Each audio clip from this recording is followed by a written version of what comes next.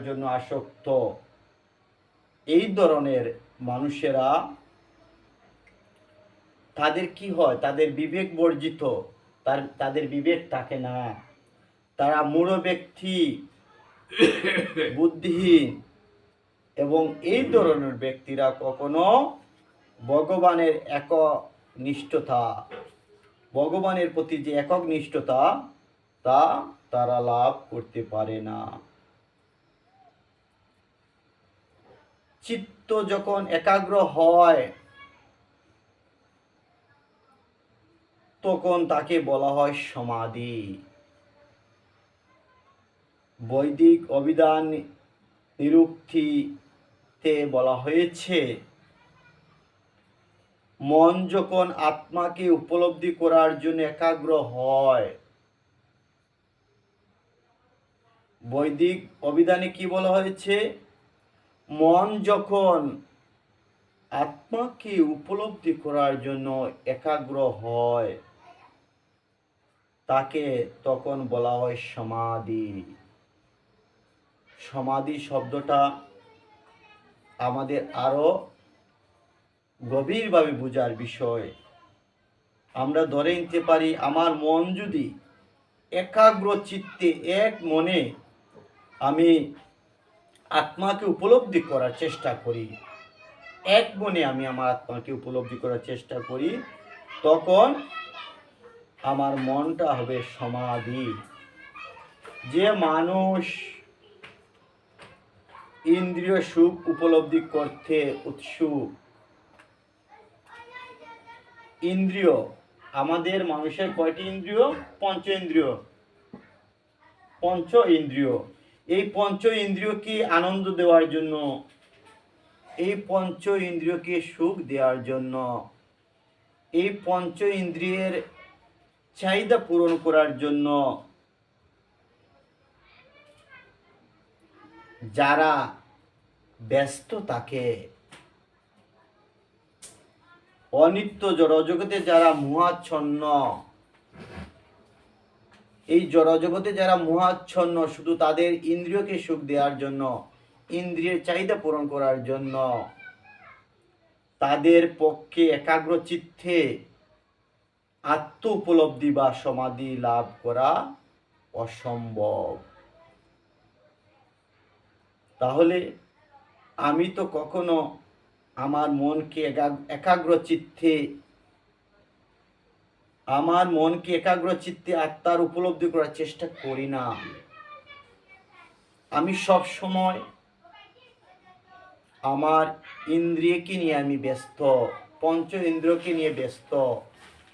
তাহলে কিভাবে আমি একাগ্র মনে, এক মনে, এক ধারণায় আমার ভগবানকে আমি ডাকবো? আমি ডাকতে পারবো না। সেখান থেকে আমি ভ্রষ্ট হব।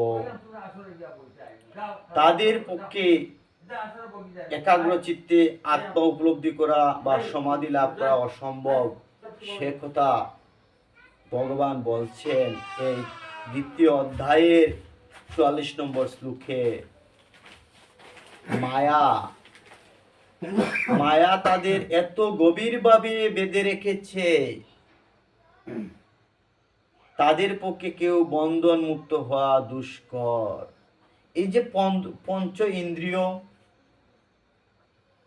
সেই পঞ্চ ইন্দ্রিয় যে আমাদের লোভ লালসা, সেই লালসাকে পূরণ করার জন্য মায়া আমাদের একাগ্র করে রেখেছে, মায়া আমাদের বেঁধে রেখেছে। মায়া থেকে আমরা বের হয়ে আসতে পারছি না। মায়া, আমার ছেলে কে কিভাবে আমি মানুষ করব, আমার ছেলেকে আমি কি খাওয়াবো, আমার ছেলে কি খেলে খুশি হবে, আমার মেয়ে কি খেলে খুশি হবে, আমার আত্মীয় স্বজন আসবে তাদের কি খাওয়ালে আমরা খুশি হব, তারা খুশি হবে। এই যে মায়া, আমার ভাই, আমার কাকা, আমার জেঠা, আমার মামা, আমার মামি, আমার ভাই, আমার বোন, আমার বাবা, এই যে আমার আমার আমার, সেটা হচ্ছে মায়া, সেটা হচ্ছে মায়া। সেই মায়ার জন্য এই গভীরভাবে এই মায়া আমাদের কি করেছে, গভীরভাবে বেঁধে রেখেছে, সেখান থেকে আমরা উঠে আসতে পারছি না। আর উঠে না আসার কারণেই আমরা এই মায়ার বন্ধনে আবদ্ধ হয়ে আছি।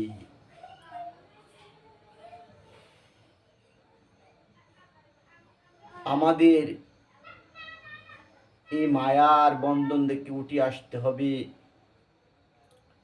পরমেশ্বর ভগবান শ্রীকৃষ্ণের মুখনিসৃত বাণী শ্রীমদ্ ভগবদ গীতা। কুরুক্ষেত্রের যুদ্ধে আমাদের যে উদ্দেশ্যে বা ভগবানের যে উদ্দেশ্যে এই গীতা পুনরায় প্রচার করেছিলেন, তা সফল করার জন্য আমাদের প্রত্যেকেরই ভগবানের আদেশ মেনে চলার চেষ্টা করতে হবে।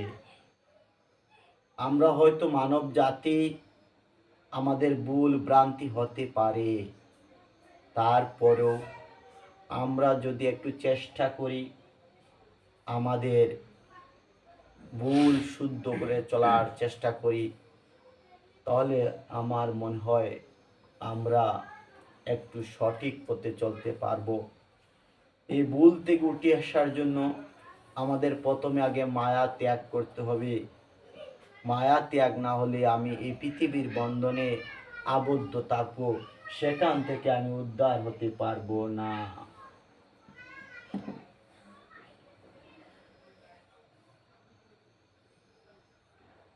এই দ্বিতীয় অধ্যায়ে ৪৪ নম্বর শ্লোক আমরা একটু ভগবানে কি বলেছেন তা জানার চেষ্টা করেছি। আমরা এখন ৪৫ নম্বর শ্লোকে ভগবান কি বলছেন, সেখানে কি বলছেন আমরা জানব। ত্রৈগুণয় বিষয়াদি বেদা নিস্ত্রৈগুণ্য বর্জানুজুন নিদ্বন্দ্ব নিত্য সত্যস্ত নির্গয়ন্তি আত্মাবান। ভগবান ত্রিগুণের মধ্যে বেদ সত্য রজতম। ভগবান কি বলছেন, এই ত্রিগুণের মধ্যে বেদ হচ্ছে সত্য রজতম।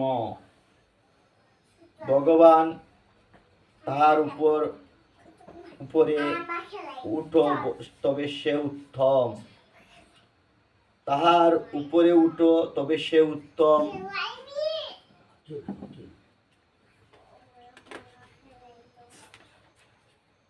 তখনই দ্বন্দ্ব ভাব ঘুচিবে, তোমার নিত্য শুদ্ধ সত্য ভাব হয়ে আবিষ্কার। আহ্বান হয় সদা নিয়োগ নিক্ষেপ, যে দনে সে ধ্বনি তাহা ভগবৎ প্রেম। এই বাক্য থেকে, এই ছন্দ থেকে বা কবিতার ভাষা থেকে, শিল প্রভুপদের কবিতা গানের ভাষা থেকে আমরা পাই, যে দনে সে ধ্বনি তাহা ভগবৎ প্রেম। দন বা ধ্বনি, দন কাকে বলে, ধ্বনি কাকে বলে, এটাও আমাদের জানার বিষয়। আমি সংক্ষেপে বলি, দন কখনো নষ্ট হয় না, সেটা অমরণ, সেটা টাকা পয়সা নয়। যে দনে সে ধ্বনি তাহা ভগবৎ প্রেম। ভগবৎ প্রেম হচ্ছে সবচেয়ে বড় ধন, এর মধ্যে আর কোনো ধন নেই। বেদে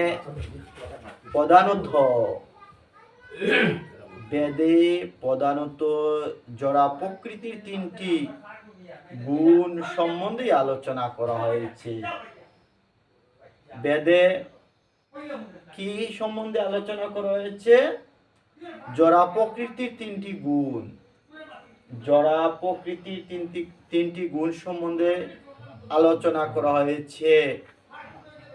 হে অর্জুন, তুমি সেই গুণগুলিকে অতিক্রম করে নির্গুণ স্তরে অধিষ্ঠিত হও, সমস্ত দ্বন্দ্ব থেকে মুক্ত হও এবং লাভ ক্ষতি ও আত্মরক্ষায় দুশ্চিন্তা থেকে মুক্ত হয়ে আত্মা চেতনায় অধিষ্ঠিত হও। তাহলে বেদ থেকে আমরা কি পাই?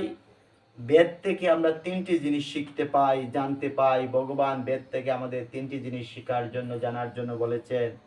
কি হচ্ছে? তিনটি গুণ হচ্ছে জোড়া প্রকৃতির তিনটি গুণ। জোড়া প্রকৃতির কয়টি গুণ? তিনটি গুণ।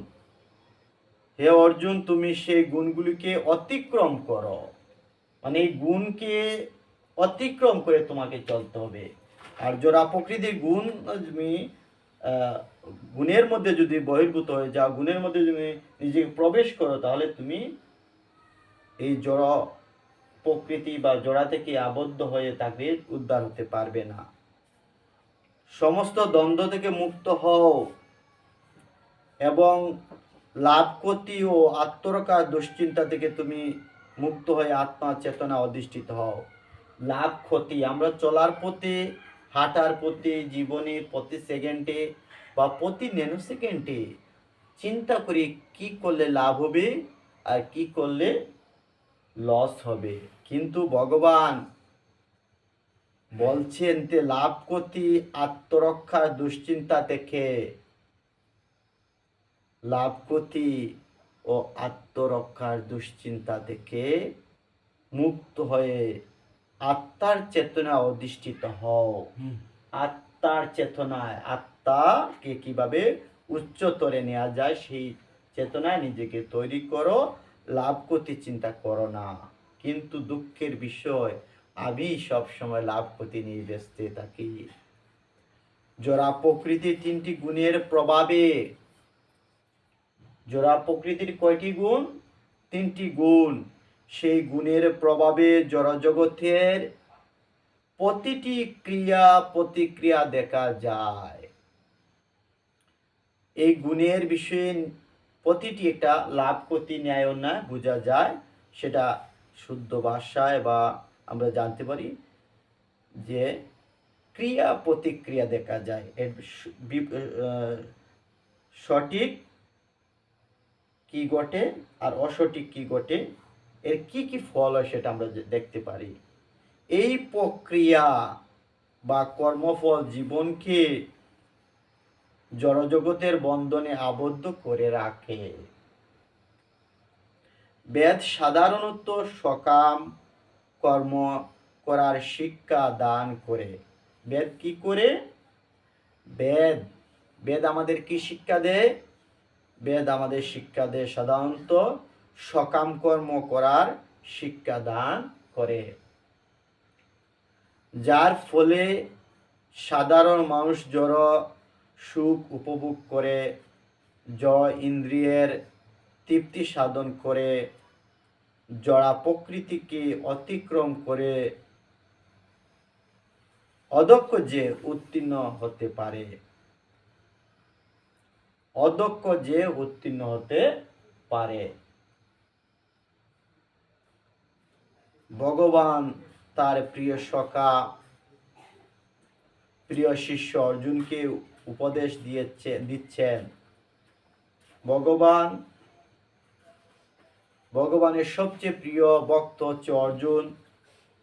সেই অর্জুনকে উপদেশ দিচ্ছেন বেদান্ত দর্শনের মর্ম উপলব্ধি করে। কি? বেদান্ত দর্শনের মর্ম উপলব্ধি করে পরা প্রকৃতিতে অধিষ্ঠিত হতে। এই উপদেশ কে দিচ্ছেন? পরমেশ্বর ভগবান শ্রীকৃষ্ণ। কাকে দিচ্ছেন? অর্জুনকে, তার প্রিয় ভক্তকে, শুদ্ধ ভক্তকে। কি বলছেন? বলছেন বেদান্ত দর্শনের মর্ম উপলব্ধি করে পরা প্রকৃতিতে অধিষ্ঠিত হতে। তাই বেদান্ত দর্শনের প্রথম প্রশ্ন হচ্ছে, বেদান্ত দর্শনের প্রথম প্রশ্ন হচ্ছে ব্রহ্ম জিজ্ঞাসা। ব্রহ্ম জিজ্ঞাসা অর্থাৎ পরম সত্যের অনুসন্ধান করা। বেদান্ত দর্শনের প্রথম কাজ কি? ব্রহ্ম জিজ্ঞাসা। ব্রহ্ম সম্বন্ধে আমার জানতে হবে, জিজ্ঞাসা করতে হবে, অর্থাৎ পরম সত্য সম্বন্ধে সত্যের অনুসন্ধান করতে হবে, সত্য জিনিসটা জানতে হবে।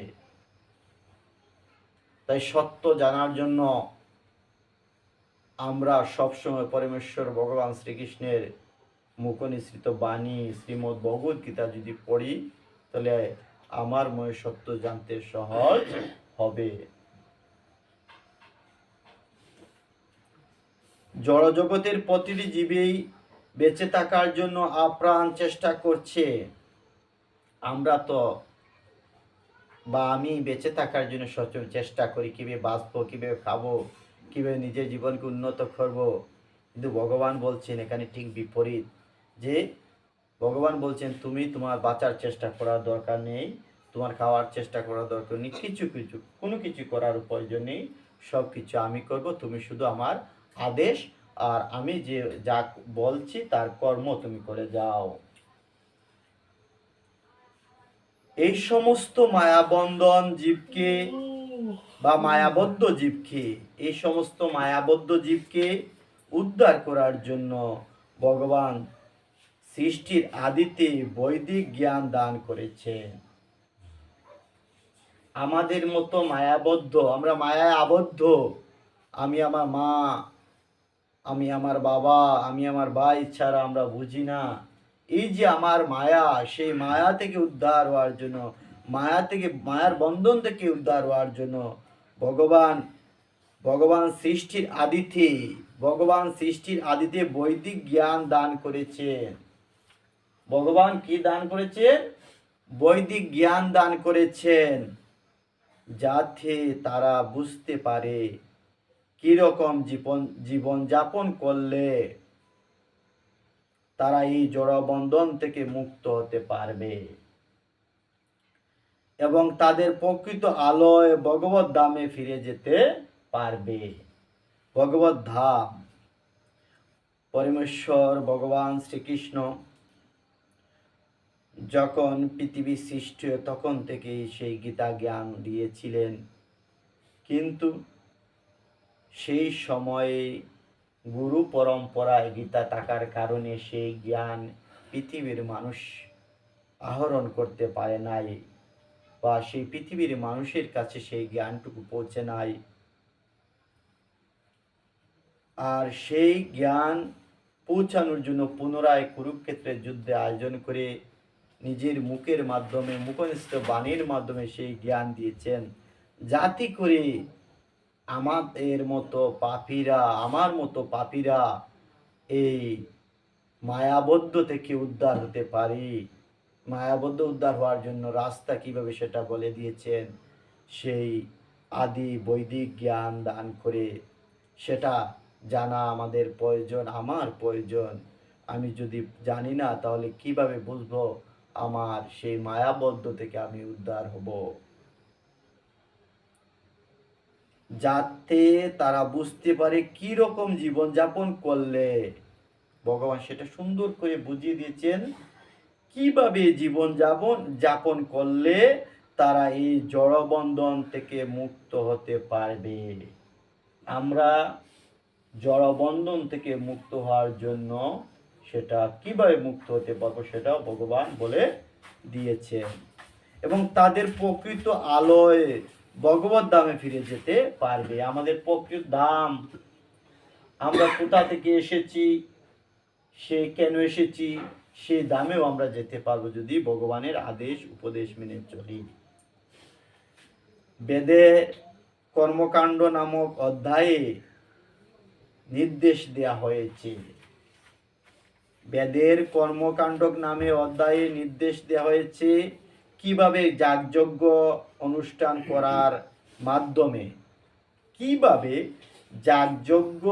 করার মাধ্যমে জাগতিক কামনা বাসনা তৃপ্তি সাধন করা যায়।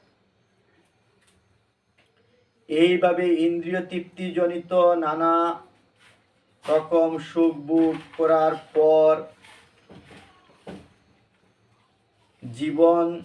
জীব যখন বুঝতে পারে, যেমন আমরা আমাদের ইন্দ্রিয়কে তৃপ্তি দেওয়ার জন্য যা করি, এক পর্যায়ে আমরা বুঝতে পারি আমরা এটা ঠিক করিনি। ভগবানও সেই কথা বলে দিয়েছেন,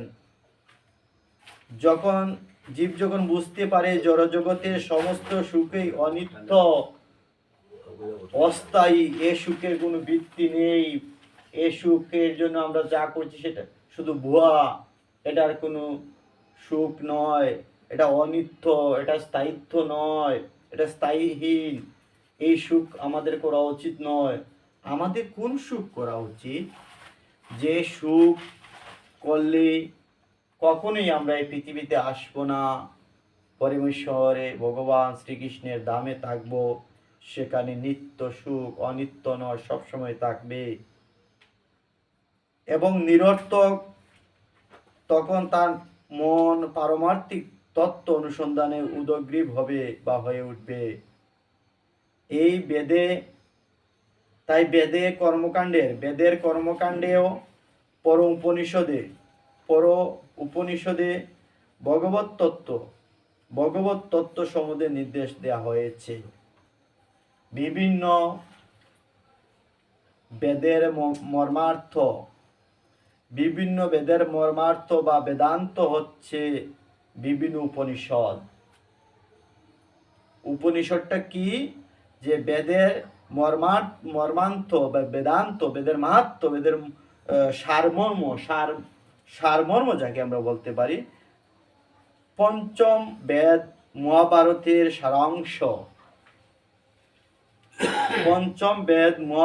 সারাংশ হচ্ছে গীত উপনিষদ বা ভগবদ গীতা। পঞ্চম বেদ মহাভারতের সারাংশ। মহাভারতে যা কিছু আছে সব কিছুর, যে আমরা একটা জিনিসের, যদি আমরা একটা কমলা কাটি তাহলে কমলার বাকলটা খাই না, রসটা আমরা আস্বাদন করে খাই, ঠিক আছে? ঠিক তদ্রূপ এই মহাভারতের মেইন যে বিষয়গুলা সেটা হচ্ছে সারাংশ বা সারমর্ম বলা হয়। সেই সারমর্ম হচ্ছে ভগবদ গীতা বা গীত উপনিষদ বা শ্রীমদ্ ভগবদ গীতা। এই গীত উপনিষদগুলি মাধ্যমে মানুষ পারমার্থিক জীবন চর্চা শুরু হয়। যতক্ষণ আমাদের জড়দেহ আছে, এই দেহটা আমাদের জড়দেহ হচ্ছে মাটির দেহ, এই দেহের কোনো স্থায়িত্ব নেই, এই দেহের কোনো মূল্য নেই। আমরা প্রতিদিন আমার দেহকে সুন্দর রাখার জন্য